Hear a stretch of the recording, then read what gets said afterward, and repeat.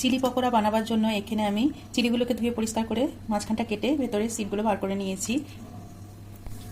এবার চিলির ভেতরে পুরের জন্য এখানে আমি আলু সিদ্ধ করে রেখেছি। কড়াইয়ে সরষের তেল গরম করে আমি কালো জিরে ফোড়ন দিয়ে দিয়েছি। এবার তেলের মধ্যে আদা, লঙ্কা, পেঁয়াজ আমি সবকটা ভেজে নেব। সমস্তটা ভেজে নেওয়ার পর আমি সিদ্ধ করা আলুটা দিয়ে ভালোভাবে নেড়ে চেড়ে নেব। এরপর ধনে, জিরে, হলুদ গুঁড়ো, লঙ্কা গুঁড়ো, এখানে ভাজা মশলা গুঁড়ো আছে, চাট মশলা, গরম মশলা গুঁড়ো, নুন দিয়ে ভালোভাবে মশলাগুলো দিয়ে এটা নেড়ে চেড়ে নেব। এরপর একটু ধনেপাতা কুচি আর লেবুর রস দিয়ে এটাকে ঠান্ডা করতে দিয়ে দেবো। এবার প্রত্যেকটা লঙ্কার মধ্যে পুর ভরে নিয়েছি। এখানে বেসন গোলা হয়ে গেছে আর অপরদিকে আমি সর্ষের তেল গরম করতে দিয়ে দিয়েছি। এবার এক একটা লঙ্কাকে এইভাবে বেসনের মধ্যে ভালোভাবে ডিপ করে এই তেলের মধ্যে ছেড়ে দেবো, দিয়ে ভালোভাবে ভেজে তুলে নেব। তৈরি হয়ে গেল গরম গরম চিলি পকোড়া। কেমন হয়েছে অবশ্যই জানাবেন। ধন্যবাদ।